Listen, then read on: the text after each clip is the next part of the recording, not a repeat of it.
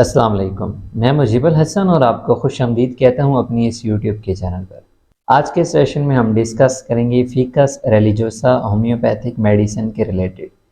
ये जो मेडिसिन है फ़िकस रिलीजियोसा, ये पीपल की पत्तियों के साथ बनाई जाती है और पीपल का दरख्त पाकिस्तान, इंडिया, बांग्लादेश, ये एशिया के जितने भी कंट्रीज़ आ जाते हैं इनमें मोस्टली पाया जाता है।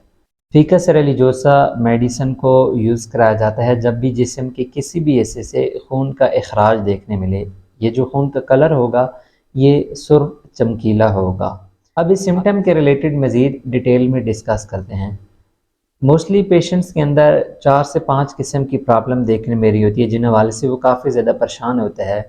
जिन पेशेंट्स को खूनी बवासीर की प्रॉब्लम होती है, या दूसरे पे अगर बात की जाए तो जिन फीमेल्स को काफ़ी ज़्यादा लंबे ड्यूरेशन तक मेंसेस की प्रॉब्लम रहती है और मेंसेस में जो ब्लड का कलर हो वो काफ़ी ज़्यादा ब्राइट रेड देखने मिले। तीसरे पॉइंट की अगर बात की जाए तो जिन पेशेंट्स को चेस्ट की प्रॉब्लम रहती है और मोस्टली चेस्ट की प्रॉब्लम में जब वो सलाइवा बाहर थूकते हैं, निकालते हैं, तो उसके अंदर ब्राइट रेड कलर का ब्लड देखने मिले, सुर्ख चमकीला खून। फोर्थ पॉइंट की बात की जाए तो जिन पेशेंट्स को काफ़ी ज़्यादा वोमिटिंग की प्रॉब्लम रहती है, मोस्टली उनको हफ्ते में 2 से 3 दफ़ा वोमिट आती है, तो जब काफ़ी ज़्यादा लंबे टाइम तक ये प्रॉब्लम फेस करनी पड़े तो फिर वोमिट में, क्या में खून आने लग पड़ता है। और लास्ट फिफ्थ पॉइंट आ जाता है कि जिन पेशेंट्स को किडनी की प्रॉब्लम होती है, किडनी की चाहे कोई भी प्रॉब्लम हो, इन्फ्लेमेशन, इन्फेक्शन, किडनी स्टोन वगैरह हो, या किडनी के अलावा यूरिन का जो ट्रैक हो, ब्लैडर हो, इनमें से भी किसी के अंदर अगर कोई प्रॉब्लम हो जिस वजह से पेशेंट के यूरिन में ब्लड आए, तो ये जो पॉइंट्स मैंने आपके साथ शेयर किए हैं, इन कुछ पॉइंट्स में फ़िकस रिलीजियोसा मेडिसिन को बहुत ही ज़्यादा यूज़ कराया जाता है एज ए हेल्पिंग में भी, और सिंगर रेमेडी में भी इस मेडिसिन को यूज़ कराया जाता है।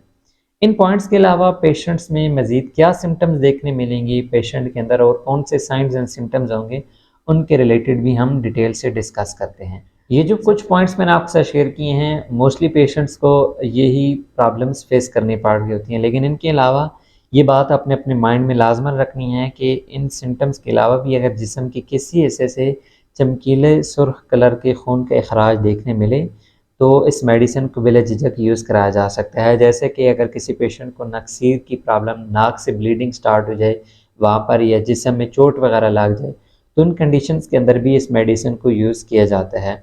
अब बात करते हैं कि पेशेंट में मज़ीद कौन से साइंस एंड सिम्टम्स देखने मिलेंगे। सबसे अगर पहले इम्पोर्टेंट पॉइंट की बात की जाए तो पेशेंट में चक्कर वगैरह आना स्टार्ट हो जाएंगे, या उसके सर में हल्का सा दर्द स्टार्ट हो जाएगा, या वो जो मुतासरा शख्स होगा जिसके जिस्म से काफ़ी ज़्यादा खून खारिज हुआ होगा वो काफ़ी ज़्यादा चुप हो जाएगा। जैसे किसी शख्स का ब्लड प्रेशर काफ़ी ज़्यादा कम हो जाता है, लो हो जाता है, तो वो एक जगह से हिल नहीं पाता, काफ़ी ज़्यादा चुप हो जाता है। तो ये सारी अलामात इस पेशेंट के अंदर, फ़िकस रिलीजियोसा के पेशेंट के अंदर भी देखने में मिलेंगी। नेक्स्ट सिम्टम पेशेंट की जो रेस्पिरेटरी सिस्टम है उस हवाले से आ जाती है। जैसे मैंने पहले आपके साथ शेयर किया है कि खून काफ़ी ज़्यादा मिकदार में अगर जिस्म से खारिज हो जाए तो ब्लड प्रेशर पेशेंट का लो हो जाता है, क्योंकि डायरेक्टली उसका असर पेशेंट के हार्ट के ऊपर हो रहा होता है। पेशेंट सही तरह से सांस भी नहीं ले पाता, या पेशेंट की जो पल्स होती है, नब्ज़ होती है, वो भी काफ़ी ज़्यादा वीक हो जाती है। अब जिन पेशेंट्स को काफ़ी ज़्यादा खांसी की प्रॉब्लम होती है या चेस्ट की प्रॉब्लम होती है, तो जब भी वो सलाइवा वगैरह बाहर निकालते हैं तो मोस्टली उन पेशेंट्स के सलाइवा के अंदर भी ब्लीडिंग हो रही होती है। ये जो फ़िकस रिलीजियोसा मेडिसिन है ये उस ब्लीडिंग को रोकती है, और पेशेंट में मज़ीद जो इलामात बन रही होती हैं उसकी वजह से, मतलब खून की काफ़ी ज़्यादा अखराज की वजह से, जैसे नब्ज़ काफ़ी ज़्यादा कम हो जाना, सांस में काफ़ी ज़्यादा तंगी वगैरह देखने मिलना, तो इन तमाम सिम्टम्स को कवर करने के लिए फ़िकस रिलीजियोसा बहुत ही ज़्यादा बेस्ट रिज़ल्ट दे रही होती है। अब बात करते हैं कि फ़िकस रिलीजियोसा जो होम्योपैथिक मेडिसिन है इसको कौन सी पावर में यूज़ कराना चाहिए, कौन सी पोटेंसी के अंदर इस्तेमाल कराना चाहिए। मोस्टली इस मेडिसिन को रेकमेंड किया जाता है मदर टिंचर फॉर्म में ही, लेकिन पेशेंट की कंडीशन पे डिपेंड है कि जो डॉक्टर हैं, फिजिशियन हैं, वो पेशेंट की कंडीशन को मद्देनज़र रखते हुए कौन सी पोटेंसी या कौन सी पावर को सजेस्ट करते हैं। अब इसके बाद इम्पोर्टेंट पॉइंट के नीचे ये बात डिस्क्लेमर के अंदर भी नीचे चल रही है कि मेरे जो ये सेशंस होते हैं ये आपकी नॉलेज में इजाफ़ा करने के लिए होते हैं, तो इसलिए ये जो सेशंस के अंदर मैं मेडिसिन्स बताता होता हूँ, आपने इन मेडिसिन्स को इस्तेमाल नहीं करना। सबसे पहले आपने अपने फिजिशियन, अपने डॉक्टर के साथ लाज़मन कंसल्ट करना है। उनकी कंसल्टेशन की बेस पे या फिर उनकी परमिशन की बेस पे ही आपने इस मेडिसिन को यूज़ करना है, या वो जो मेडिसिन आपको सजेस्ट करेंगे उस मेडिसिन को ही आपने यूज़ करना है। बेशक आपकी जो सिम्पटम्स हैं वो कम्प्लीटली मैच कर भी रही हैं, लेकिन फिर भी आपने सबसे पहले अपने फिजिशियन के साथ लाजमन कंसल्ट करना है।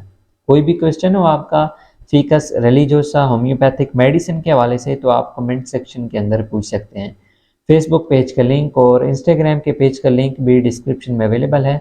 उन दोनों प्लेटफॉर्म पे भी जाकर लाजमी लाइक और फॉलो कर लीजिएगा। मिलते हैं नेक्स्ट सेशन में, तब तक के लिए फ़ी अमानिल्लाह।